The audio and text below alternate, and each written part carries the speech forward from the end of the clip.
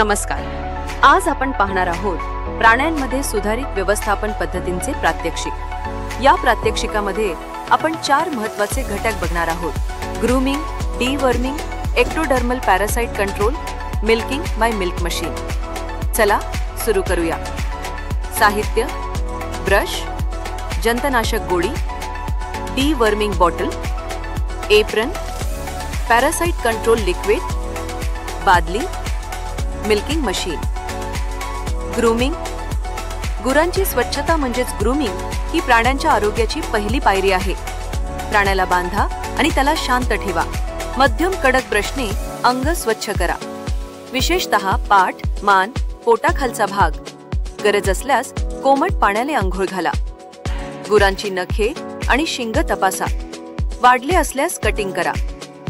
महत्त्व: नियमित स्वच्छतेमुळे त्वचा विकार, गोचीड आणि इतर कीटकांपासून संरक्षण होते. डीवर्मिंग.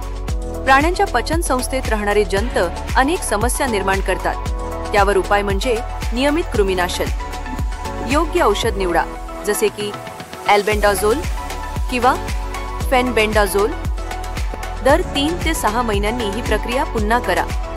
अंतर्गत कृमीनाशनामुळे पचन सुधारते, वजन वाढते आणि रोगप्रतिकारक शक्ती वाढते.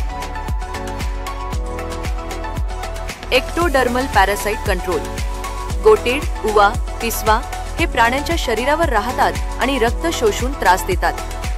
प्राण्याच्या शरीरावर परजीवी आहेत का ते तपासा. पोर ऑन किंवा स्प्रे औषध निवडा, जसे की सिप्परमेथ्रिन 10% EC.